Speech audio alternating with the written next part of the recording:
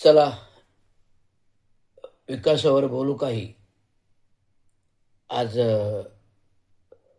जवळजवळ मध्यरात्र उलटून गेलेली आहे आणि विविध इंजिनिअरिंग तंत्रज्ञानाला अभ्यास करता करता मी सोशल मीडिया फेसबुकवर आणि मगाशी टी व्ही न्यूजवर ऑफिसवरून काम करून आल्यानंतर ज्या बातम्यांमध्ये पाहिलं की रिअल इस्टेटमधील बांधकाम फ्लॅट विक्रीबाबत मुंबईमध्ये जाहिराती करणारा एक मराठी इस्टेट एजंट याने एक जाहिरात केली की फक्त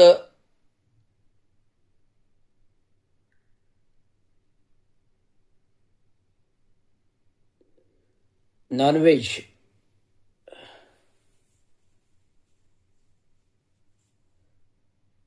खाणाऱ्यांसाठी नाही तर व्हेजवाल्यांसाठीच प्रथम प्राधान्य इथे घरं मिळतील. काय वैचारिक पातळी आहे की आज रिअल इस्टेटमध्ये व्यवसायामध्ये व्यवसाय करताना आज गुजराती सार्वभौम आघाड्यांवर आहे. या रिअल इस्टेट एजन्सीच्या व्यवसायात कन्स्ट्रक्शनमध्ये गुजराती समाज, मारवाडी समाज हे सार्वभौम आघाड्यांवर आहेत आणि हळूहळू मराठी समाजही या कन्स्ट्रक्शनमध्ये येतोय. पण सार्वभौम असं सर्वात मोठे जो कुठला समाज असेल तो गुजराती या रिअल इस्टेट एजन्सीमध्ये कन्स्ट्रक्शन लाईनमध्ये आपण पाहतो. मग हिरानंदानी असेल, लोढा असेल, मराठीमध्ये पुराणिक असेल, अनेक नामवंत नामचीन विकासक ह्या क्षेत्रामध्ये अनेक वर्ष, मला वाटतं मी सेवा होऊन 35 वर्ष झाले निवृत्त झालो, तर ह्या जवळ मी गेल्या 25 वर्षामध्ये पाहत आलो. 28 वर्षापूर्वी ठाण्याचा विकास, जे ठाणे एक गावखडं होतं, अतिक्रमण युक्त होतं, ते अतिक्रमण मुक्त केलं ते टी चंद्रशेखर साहेब आल्यानंतर. आणि त्यांच्यानंतर ठाण्यातला सार्वभौम विकास झाला आणि बहुउद्देशीय विकासक मोठमोठ्याले हिरानंदांपासून ते लोढांपासून ते रुस्तमजीपासून ते पुराणिकपासूनचे अनेक हावऱ्यांपासूनचे ते जे रिअल इस्टेटमध्ये मोठमोठे इंडस्ट्रियलिस्ट बिल्डर विकासक आहेत. मग अदानी असेल, अंबानी असेल, गोदरेज असेल, टाटा असेल, हे सार्वभौम या कन्स्ट्रक्शन इंडस्ट्रीमध्ये आले आणि त्यांनी सार्वभौम पाया हा विकासाचा रचला, वाढवला. आणि आज इन्फ्रास्ट्रक्चर दृष्ट्या आज समुद्रसपाटीवर असलेली मुंबई इन्फ्रास्ट्रक्चर दृष्ट्या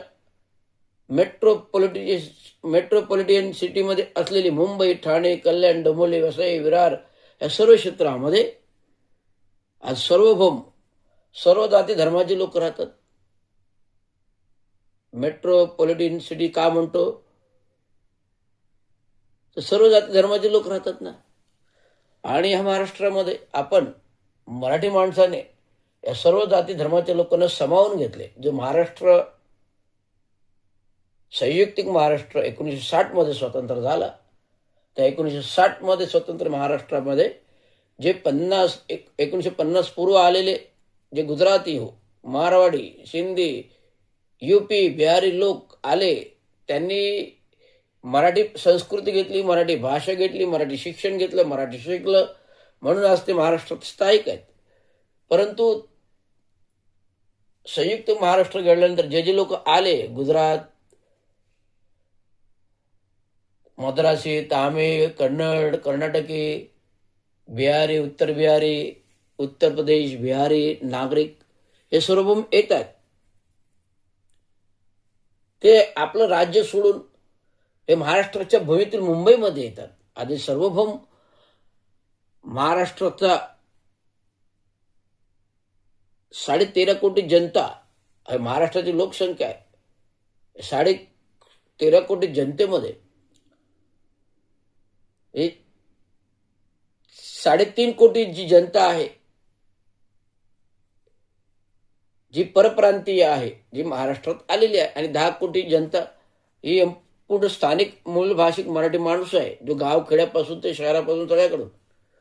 आणि आज सार्वभौम वर्तमान स्थितीमध्ये विकास होत असताना मला आढळून आले, मी पण अनुभव, हा जो काही व्हेज नॉनव्हेजचा वाद आहे तो मी आत्ताचा नाही, मी 20 वर्षात अनुभवलेला आहे. मी स्वतः मुलुंडमध्ये एका ठिकाणी घर विचारायला गेलो होतो, तर इथे म्हणे फक्त व्हेजवाल्यांसाठीच फ्लॅट आहे. तर म्हटलं मला नंबर दे, व्हेजवाल्यांसाठी फ्लॅट आहे ना, तर मला नंबर दे म्हटलं. तर नंबर द्यायला घाबरला. त्यावेळेस सांगतोय मी, त्या विकासकाला मी दम देऊन आलो.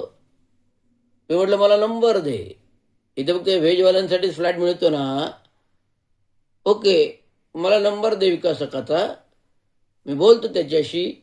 जर महाराष्ट्रामध्ये राहायचं असेल तर अशा प्रकारचं गुजराती लोकांचा डाव आम्ही हाणून पाडू. जर महाराष्ट्राचा मराठी माणूस परप्रांतीय लोकांना, मग ते गुजराती असेल, मग उत्तर प्रदेश असेल, बिहारी असेल, तामिळ, मद्रासी, कन्नड असेल, तर यांना आम्ही सार्वभौम समावून घेतो.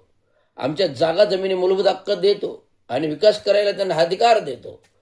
आणि हे करत असताना जर मूळ आदिनिवासी मराठी माणसाला जर टाळायचं असेल, मूळ आदिनिवासी मराठी माणसाला जर मुंबईमध्ये मच्छी खाणाऱ्या लोकांना घर मिळत नसेल, तर सार्वभौम एक नवीन क्रांती आपल्याला घेऊन यावी लागेल. जो स्वतंत्र महाराष्ट्र आपण घडविला, 108 का 5 हुतात्मे दिले, आधी तो स्तंभ आहे संयुक्त महाराष्ट्राचा. तर आता जी काही क्रांती येते, आत्ता जे काही वातावरण आहे, गुजराती मराठी, गुजराती मराठी, गुजराती मंत्र, परप्रांतीय भाषिक, उत्तर भाषिक वाद, रिक्षावाल्यांना हिंदी सक्ती, 3 महिन्याचा टाइम झाला, आत्ता ते झाला, परत ते त्यांना आपण देतोय. तर हा जो काय मराठी माणूस जो आहे, जो सर्वांना सामावून घेतो, सर्वांना मराठी शिकायलाही देतो, व्यावसायिक करायलाही देतो, आणि हे करत असताना जर मूळ आदिनिवासी मराठी माणसाला जर कोणी टाळायचा प्रयत्न करत असेल महाराष्ट्रामध्ये, तर सार्वभौम ती संयुक्त महाराष्ट्राची क्रांती घडली. अशीच क्रांती गुजराती, उत्तर भाषीय, बिहारी, कन्नड, तामिळ, मराठी या सर्व परप्रांतीय लोकांचा एकाच वेळी एका हाती समाचार घ्यावा लागेल. जर त्या काही हिंदू बाळासाहेब ठाकरेंनी हिंदुत्व टिकवण्यासाठी उठाव लुंगी बजाव पुंगी, उठाव लुंगी बजाव पुंगी हा जो काय नारा दिला होता, त्यामुळे इकडे सगळे साऊथ इंडियन परप्रांतीय इकडनं पळून गेले होते महाराष्ट्रातून. तर ती आठवण करून देतो, जर आमच्या महाराष्ट्रामध्ये मूळ आदिनिवासी मराठी माणसांना जर राहत्या घर घेण्यास जरी गुजराती, मारवाडी, सिंधी परवानगी देणार नाहीत, किंवा नॉनव्हेज खाणाऱ्यांना घर देणार नाहीत, तर अशा सर्व विकासकांना माझा इशारा आहे. महाराष्ट्र म्युनिसिपल कर्मचारी युनियनच्या पातळीवर सर्व सामाजिक क्षेत्रात, राजकीय क्षेत्रात, स्थापत्य, अभियंत्रण मी सुद्धा काम करतो. माझा अनेक गुजरातींशी संबंध आहे, मारवाडीशी संबंध आहे, सगळ्यांशी संबंध आहे. गुजरात्यांशी गुजराती बोलतो, मारवाडींशी मारवाडी, सर्वांशी हिंदी, तामिळ, सगळ्यांची भाषा बोलतो. कॉन्व्हेंटवाल्यांची इंग्रजी बोलतो, मराठीवाल्यांची मराठी बोलतो. सर्व प्रकारच्या भाषा जर एक मराठी माणूस शिकू शकतो, तर परप्रांतीयांनी मराठी शिकायला काय हरकत आहे. बोलायचा मुद्दा आहे की जर महाराष्ट्रामध्ये भविष्यात उद्या असं दुर्भिक्ष आलं की मूळ अधिनिवासी मराठी माणसाला आगरी कोळी मागरी महार मांग चांभार धनगर या सर्व जाती धर्माच्या लोकांना जर गुजराती मारवाडी सिंधी परप्रांतीयांनी महाराष्ट्रामध्ये विकास करून महाराष्ट्रामध्ये इमारती बांधत असताना जर अधिकारावर गदा आणण्याचा प्रयत्न केला तर पुन्हा एकदा हिंदू बाळासाहेब ठाकरे अस्त्रशस्त्र उठाव लुंगी बजाव पुंगी उठाव लुंगी बजाव पुंगी उठाव लुंगी बजाव पुंगी हा नारा पुन्हा एकदा बाळासाहेब ठाकरेंचा आणि ब्लू पांथर जय भीम आर्मीचा आणि महाराष्ट्राचा सिंहाचा ठणकावून सांगतो तो घ्यावा लागेल. एवढंच सांगायचं. धन्यवाद. जय भीम महाराज.